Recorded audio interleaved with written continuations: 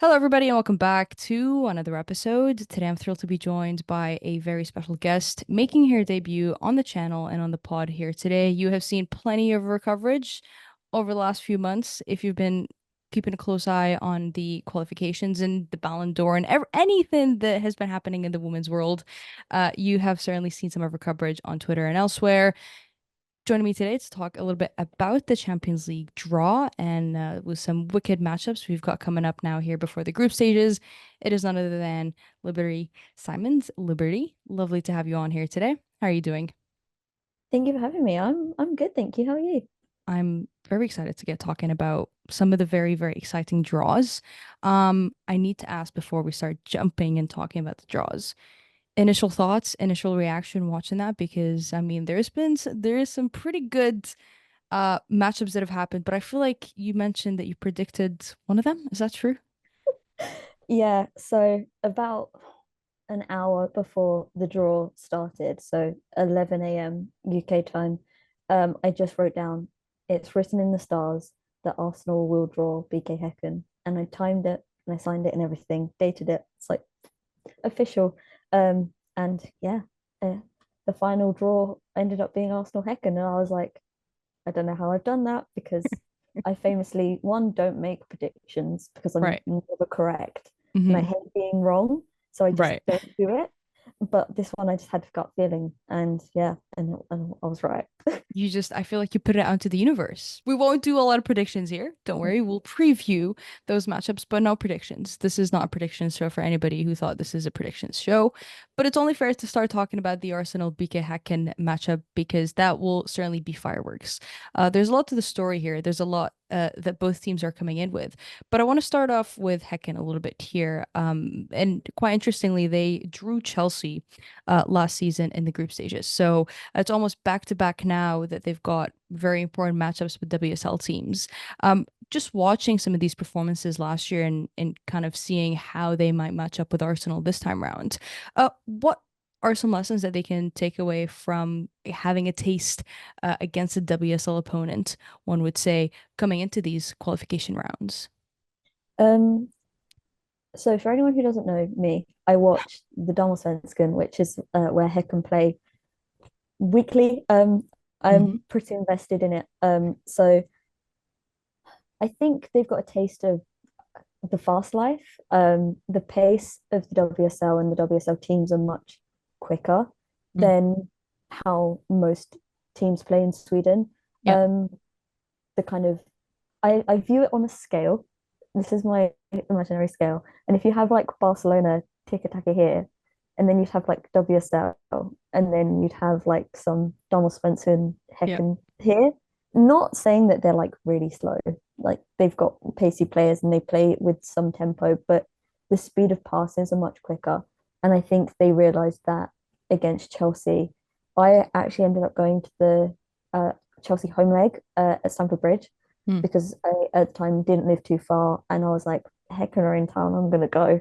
Um, and they frustrated Chelsea. They figured out how to annoy them basically, and then it ended up being a nil-nil draw, even Mm. though Chelsea had all the chances and just couldn't get it in.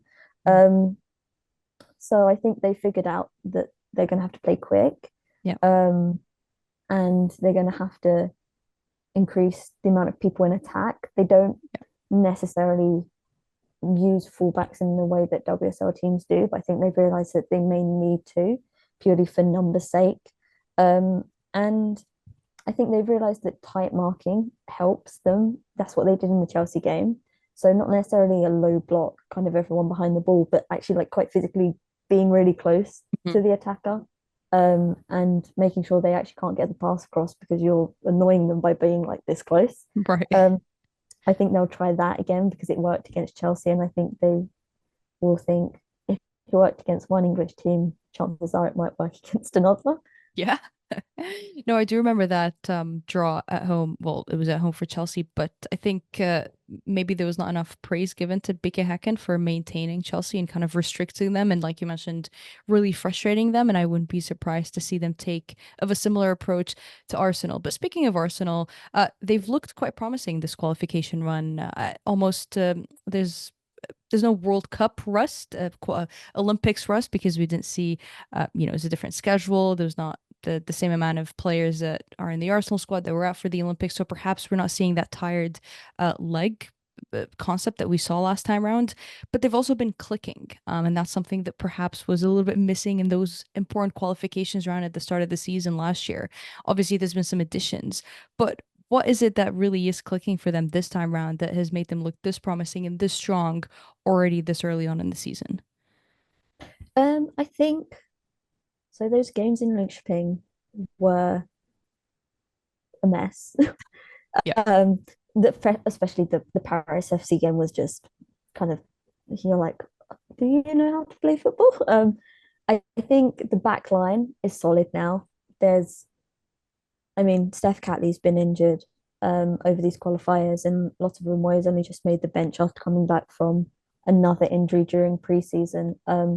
So I think this kind of solid back line of Kate McCabe, like Adina, Leah Williamson, and then Emily Fox is pretty solid. And I think they figured out that that works and what to do to make that work. Because I Yeah. think the qualifiers in Linköping and then beginning of the WSL season, the back line was still very unsteady. It was still trying to get used to a world without Leah Williamson, trying to incorporate like Adina, who did she work best with? Um, and I think they figured out how that works. And also I think they figured out how to play with Mm, the back line.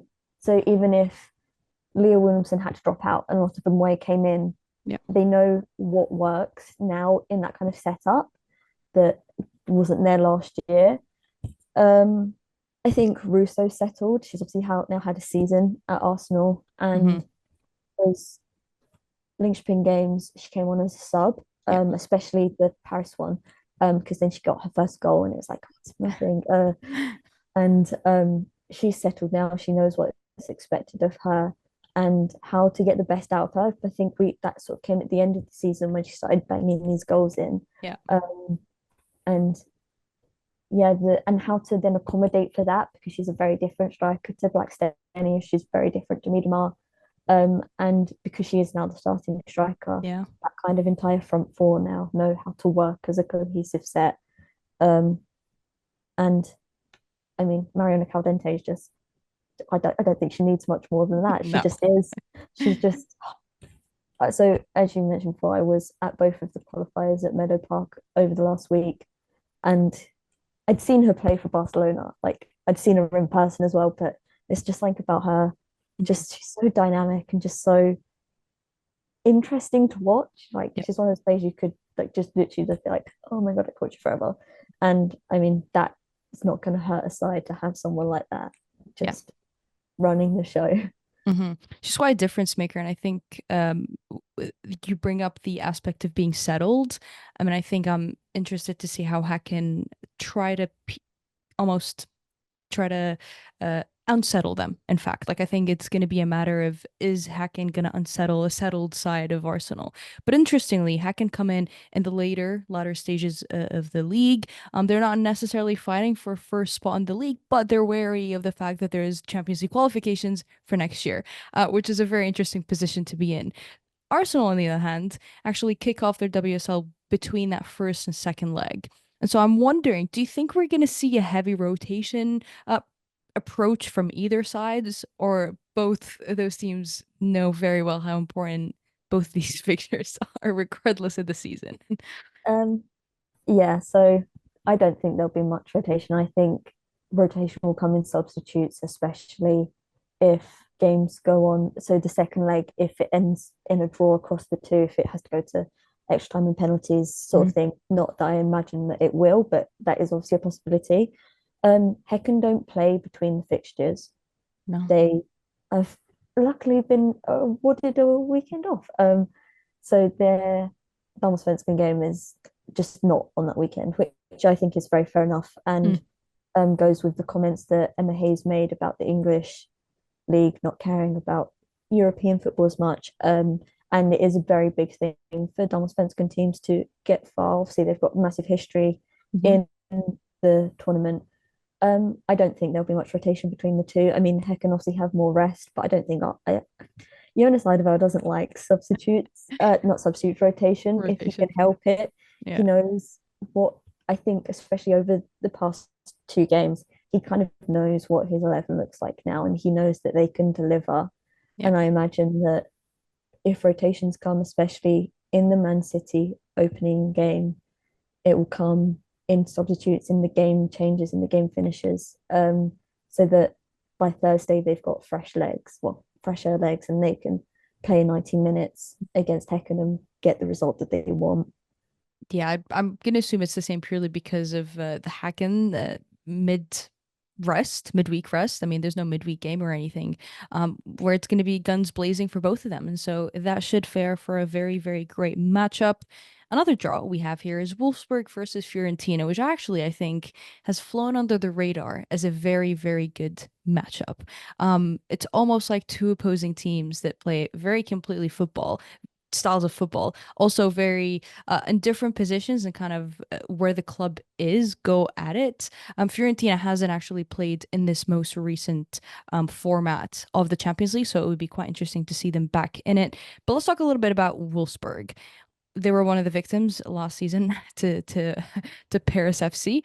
But they have not had the easiest road last season, and certainly kicking off the from Bundesliga already also has not been the easiest road. I mean, perhaps the opening game could have been an L on their record already.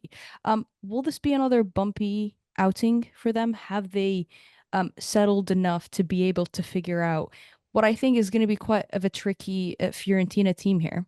Do I think they've settled enough? Potentially not. Mm. Do I think it's going to be bumpy?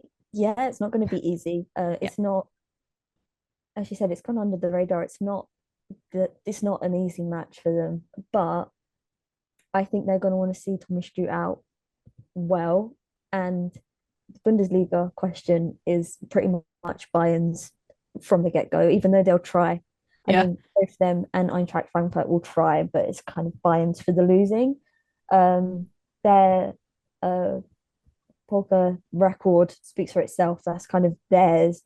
But I think they'll want to see him out with a good Champions League run. And I think that fire, that knowing this is his last season with them, may fuel them, especially someone like Pop, who is also coming, as much as I hate to say it, towards the end of her career. I'm not saying this is like her last season, But it's don't, true. but it is, she's not spring chicken anymore. No. And it's not,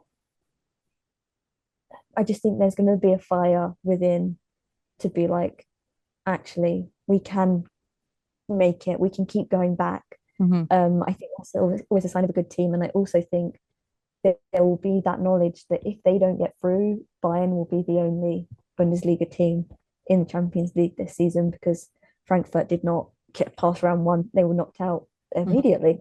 Yeah. So I think, yeah, there's going to be a fire within them that even though it may be like a 3-2 kind of situation, Yeah. but still, I feel like they're going to have that fire to get over the line and get into the group stages. I'd love to see a Wolfsburg with fire. I think that's what they've lacked in the fixtures that they've lost is a lack of fire and a lack of fight almost in some ways, which is not very characteristic of them. But a team that also did get knocked out in the first round was Ajax, one of the teams that performed very, very well last season, obviously with some memorable performances from Lily Johannes, but they were knocked out at the hands of Fiorentina, the team we're discussing right now. And I'm going to leave it up to you to praise a specific Swedish striker that they have acquired last season, who I think has come in and made instant impact. And for me, she is the type of player who can seriously change a team and a team's performance. And her winner against Ajax, I mean, speaks to itself. I'm excited to see how she's able to handle these Champions League qualifier games. I mean, she's shown her record has shown that she can step up and score against big opposition.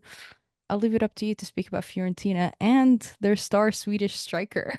So yeah, so Madeline Janegi joined Fiorentina over the winter from Hammarby. Mm, Um, for people that don't know, that is the team I support in the Damallsvenskan. And yeah, she's a big game player. She's probably one of the biggest. I think there is a Swedish sense of that because we say the same about kind of Stina Blackstenius and stuff. yeah. She's a big game player. She scores big, important goals to win trophies. And they're not going to win a trophy against Wolfsburg, but she has that fire. She Hmm. has that sense of she knows as the striker she's got to score. And yeah, I mean, last season she single-handedly, this is a bold claim, but she single-handedly won Hammarby their double. 2 goals against Häcken in the Svenska Cupen final, and then one in against Häcken in the second to last game of the season, which essentially made the difference between them and Häcken to win the title. And then she scored in the final weekend, Mm. before she left Hammarby that she'd been at for so many years.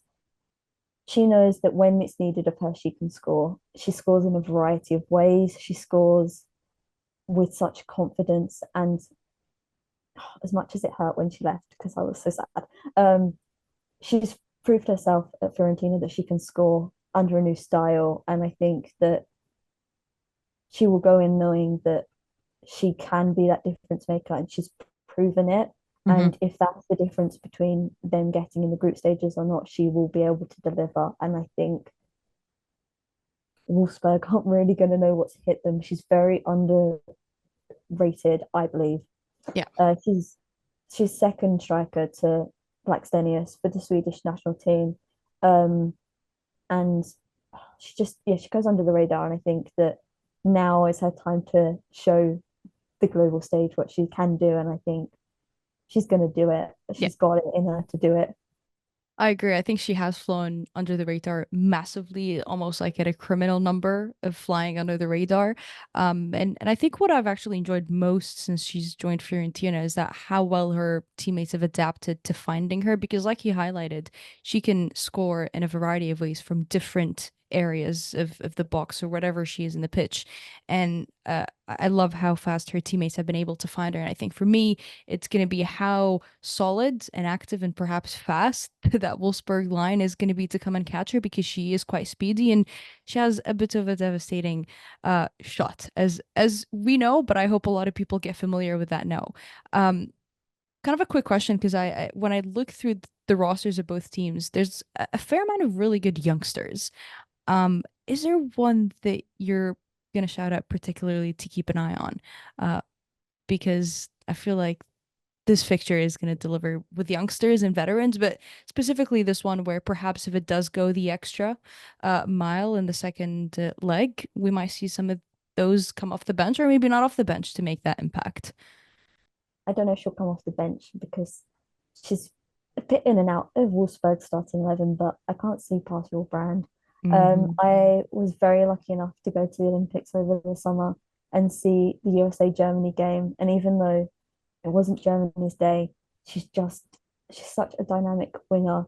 She works so well with Pop, um, and especially Pop. And I just there's almost parts of me that thinks is she wasted at Wolfsburg, which is a ridiculous thing to say because it's Wolfsburg and they're so incredible and they're so a massive club. But sometimes it doesn't matter. She fits in what Stroot wants, and then she drops out of the 11.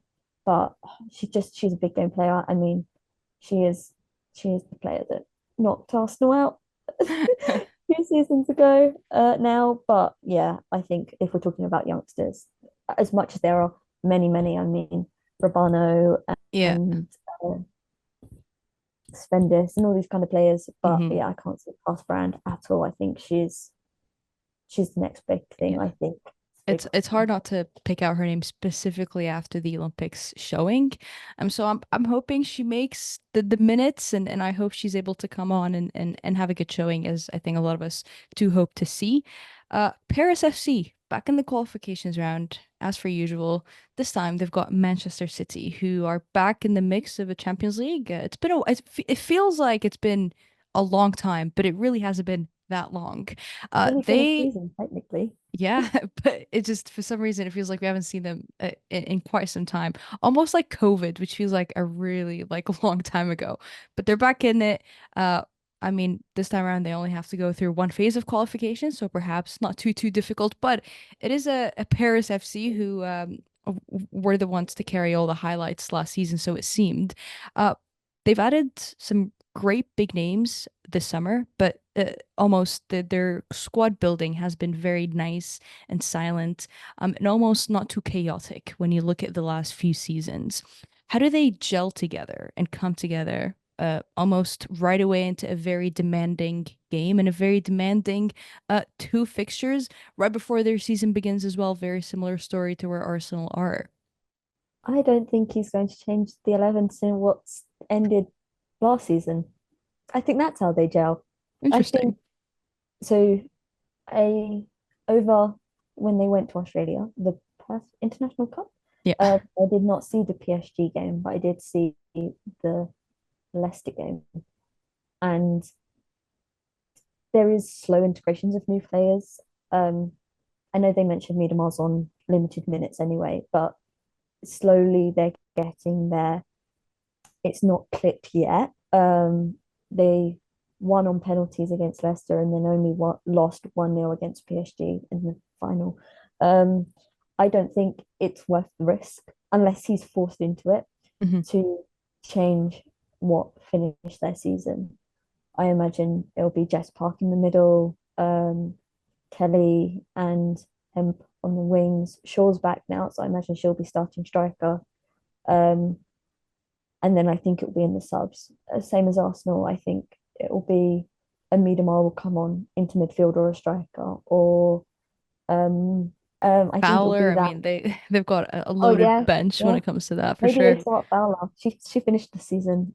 Maybe she starts over Kelly, and then they bring Kelly on. Yeah. The only place that I think maybe it'll be a change from last season is goalkeeper. They've got a good roster now, and I think potentially that's where they change, but I don't see many outfield players changing, if any. And then Hmm. it'll be, yeah, subs if needed, because you can't risk it. You can't risk it, especially with their reputation, let's call Yeah. it. Yeah. In past couple of seasons, not getting very far in the Champions League at all, not even getting to the group stages. Yeah. I don't think you can risk it, especially if this is something that's talked about in the club as like not a deal breaker because he's pretty well respected, but it could be Yeah. on the end of the season. So I don't think you can risk it at all. I mean, if it was working just fine before Shaw got injured, and if it ain't broke, don't fix it type of mentality, which I think, like you mentioned, you don't want to risk that gelling aspect not being there just yet. For Paris FC, they've had quite an interesting window, one would say. They've had a few players leave in and out, but I think the main story last time was just how strong and devastating they were on the counterattack. Felt like that's what really got them into the groups, and that's really what got them the goals in the groups either. Will they have it in them this time around to catch City on the counter and cause another upset? They could because like it's their style. I don't think it's necessarily a big surprise anymore. I think that kind of you don't actually know what we're about element is gone. Yeah. But I mean, counter-attacking football wins people games all the time. And I don't think that they're not going to change their style. And City have been caught out on counter-attacks before. I mean, the Brighton last season was counter-attacking. The Spurs FA Cup game was the Spurs equaliser was on the counter-attack. They have excellent wingers at not wingers, fullbacks at City, but they do play high and they can be caught out. And I think that if Paris can exploit that, even though that kind of big surprise, you don't know us element will be gone, then they could do some damage to City. They can do some damage. That fixture, I'm excited to see. I feel like everybody should be keeping their eyes on Paris FC. I feel like they taught us a pretty good lesson last year. Moving on to Juve PSG. I mean, personally, I'm quite devastated that we will not get to see one of those teams in the groups. I mean, very similar with every matchup that is going to have a loser. Scale of 1 to 10, how horrible is this that we're not going to see one of PSG or Juve be in the groups? I 10. A I'm 10. so sad. I feel PSG, they're always just there and they always get through the groups into the knockout rate stages. Um, I mean, they got to the semi-finals last season, the quarters Yeah, the season before. They just feel like even though they don't win the league to get them through, even though they're they there. did, they're always there though, and they're always a possibility to face. Yeah. Um, and I also feel that Juve are as well. It just Mm, feels like they feel like a Champions League team. And I mean, they were in Arsenal's group, not last season, obviously, but the season this season. before. Mm. And I got to go see them at the Emirates.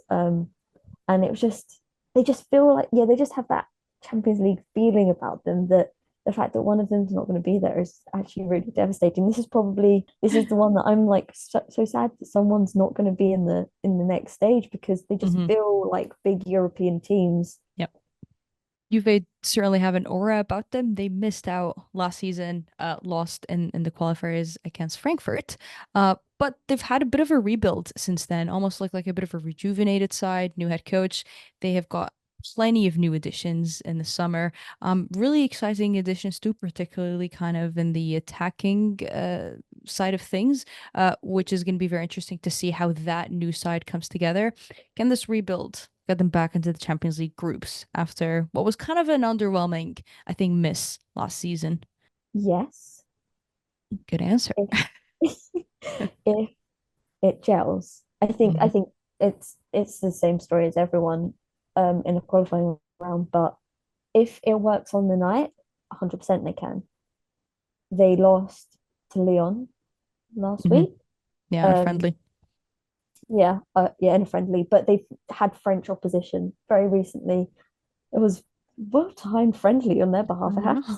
say. Um, but they have, yeah, I think if it gels and if it clicks on the night, then I think it's anyone's game. And I Yeah. think similarly, if it doesn't click for PSG, they're going to struggle because we've seen time and time again, if it doesn't click for them, they do struggle and they can be caught out quite easily. And yeah, it is. Oh, this is the one that I'm. This is going to be a tough one. Yeah, yeah. Yeah, I think like you say with Juve, obviously they have like I mentioned great additions, but it's a matter of have they had enough time in the off season to be able to put those pieces together. And very similarly to PSG, some days they just don't look like they're in it. And they've had a bit of an odd window. It feels like there's still some gaps there, but that's not to mention they still have very, dangerous players with the likes of Katoto up there. Like I don't think anybody would be underestimating that. But that is going to be a tie that really goes either way. And I think that is one that people certainly need to have their eyes on. Last tie we have here is Sporting from Portugal and Real Madrid. Huge overhaul, so it feels like, for Madrid this summer. What do you think we're going to see change the most on the pitch? Is it their style that they're looking to switch up? Is it the speed? Is it the motivation? I mean, what is going to be that big instant change that we're hoping to see from Madrid this time? I've been waiting to say this all day. I'm so excited to say this. Caroline Weir is back. That is the big change. That Yeah. is it. Caroline Weir is back, and like I think they missed her a lot last season, even though yeah, they were scoring goals and they were playing decent football. There is no underestimating what an impact Caroline Weir had on Real Madrid before her ACL.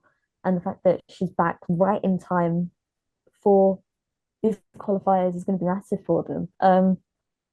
They've also had, other excellent signings, Redondo and other players, but there is no feeling like getting a player like Weir back from injury, and it feels like a new signing. And Mhm. there's excitement, especially because she only got the one season in Madrid before her ACL. I'm just excited. I just got really excited. Caroline Weir is back. I'm not even Scottish. This is just like an excellent footballer that we get to watch again, and Yeah. She is I a think different that's animal in that Madrid shirt. It's a shame that we got to see an ACL injury so quickly after what I think was a phenomenal first season. So absolutely calling her out as that instant change, as that instant impact is absolutely valid because sometimes you don't need an overhaul. It's a return of a player that has an impact of Caroline Weir. Maybe looking to spoil that return of Caroline Weir, however, is Sporting, who are looking to make their first Champions League appearance. They had quite a season last season, really taking Benfica kind of to the final straw, challenging them. It was basically them neck and neck in every final that was possible in Portugal. But there's no Olivia Smith. Olivia Smith has just obviously completed a uh, moved to Liverpool. She left as their leading goal scorer, leading assist maker, leading pretty much every kind of attacking stat. Um, is Sporting gonna have it in them to challenge Madrid now with Caroline Weir back and some good additions that the Spanish side has added? why not? I think, I mean, I just feel like I keep going on about the teams I watched in the past couple of seasons. I was very Mm. lucky enough to go to Madrid last season, and see Real Madrid in person. Uh, Granted, it was against Barcelona, so well, it's not really like the most telling of matches, but they Real Madrid, I think, get shtick when they shouldn't. They're a very solid team. There is some tactical issues that I think show, but they can be threatened. They didn't make it out of the group stages last season. They only got a point. They lost, except for the opening draw against Chelsea, Mm. which was highly contested anyway. And yeah, I think if they're pressured, they can and will drop points. They can and will drop goals. Um, and I think if Sporting hit them in the right place, I don't see why not, even without Olivia Smith. I think they can find a way on their day to get it done. Why not is the good response to can they bring it? Because all these matchups can bring it. So for those who don't know, this is the league path. Those are all the teams that did not win their leagues. They finished second, third. They have some of them have been through some of the qualifications rounds already. But those are not the champions. The champions path has a few other fixtures, and I wish we had a few more hours to come and talk about the champions path as well. But I feel like there is a specific fixture in that Champions Path that deserves an honorable mention. And I'll leave that honorable mention up to you because we've already discussed it before, you and I. Yeah, I'm sorry. I can't help myself. And then the honorable mention goes to Benfica versus Hammarby. Um, it's hard to look past Benfica. I'm gonna have to ramble now. It's hard to look past Benfica. They took the game to Barcelona last season. They are an incredibly strong team. They've had big exits. Jessica Silva, Kika Naza for gone. So it is a sense of will they be able to do without their two stars? Um, if there's someone who can bring a game to them, that's Hammarby. Opening legs at the Tele2 Arena, which is known for its Hammarby atmosphere. The Bayern can bring noise and bring noise they will. They're probably one of, no, sorry, not probably, they are 100% one of the best supporting fan bases in the entire world of women's football. Hmm. There is quite nothing like the way they get behind those girls. And Hammerby on their day can do damage to the best. Yeah. There is they just started. Oh goodness, I will stop in a minute. Sorry, I probably Go won't for stop. it. Uh, it's just as I said before, A breather. I'm a big Donald Svensson fan, a big Hammerby fan, and there are just players in there. There are a lot of young players, and they mix it with experienced players who've been there and done that. All and I mean, I just a couple shout of the players you should look out for. Do Ellen it. Vangerheim is star Yes. striker. Uh, Anyone who's followed me anywhere will see I go on about her all the time. She's just turned 20. She's been with Hammarby for her whole professional career. She's a dynamic striker. If you want a comparison, she's like a young Stina Blackstenius. She's incredible. Yeah, they just bought Kathinka Thunberg from Linköping, and the way she plays off of Benheim is incredible. Then you add in the likes of Smilla Vlato and uh, your Blackstad on the wings, and then the options for substitutes. And yeah, I think I've been asked a good couple of times, especially by Hammerby fans, what are the chances of Hammer getting through to the group stages for the first time? This is Mhm. the furthest they've ever got in the competition. Yeah. Um, I'm not sure if anybody has seen videos from Hammarby playing at home and the support behind them, but it is hands down the best in the women's game. The support, the tifos, the songs, the way they interact with their players is honestly quite special. It's I don't even think we see many scenes like that in the men's game. So if folks aren't too aware, I really do recommend you head over to Twitter or even on their YouTube. They have some great videos just showing you the great atmosphere. But that Benfica Hammarby is going to be super fun. You know, is Mimi Aladu going to get that highlight star aura now with Benfica? We're gonna have to sit and watch and see. But that is the honorable. I agree with that honorable mention from that Champions Bath. Also, one thing that I feel like I should also mention, if you haven't picked up on it already, the Swedish league is fantastic. It's going on right now. Uh, uh, Both Liberty and I are huge followers and fans of it because it really is super great. And like she just mentioned, a lot of youngsters, specifically in that kind of top half that are where a lot of leagues and teams are going to go shop for youngsters. So that's for a separate episode, but it is quite an exciting league. It's kind of to the latter stages of the competition, but like we mentioned, they're still fighting for Champions League spot. It's a back and forth, kind of a bit of a clear winner in the league now, but the competition doesn't end there. So, if you haven't watched some of those games, I advise you do. They have some pretty good broadcasting in terms of likely you won't be geo blocked, but if you are, VPN is always there. But anyway, Liberty, you have followed and covered a fair bit of those players that are going to be involved, a fair bit of the teams that are going to be involved. I'm sure you'll also be on your A game for the rest of it. Where can people read some of your stuff, follow you, and kind of stay in the loop where everything you'll be writing on? Um, I mean, across everything, I'm just Liberty Simons, which is, as we discussed before, the boy's name with an S on the end. Yeah, I have links there to all of my things. I ramble a lot.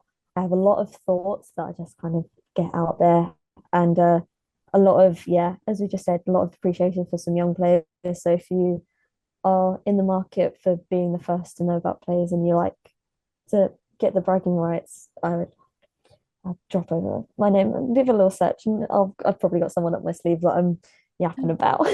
I like it. I'll leave all of Liberty's X or Twitter, or whatever it is you want to coin it, down below. Lots of player profiles, lots of game previews, reviews, literally the whole shebang. It's there. Head over there. Liberty, thank you so much for joining me today. I'm excited to see all these matchups play out because it will be fireworks indeed. Thank you for having me.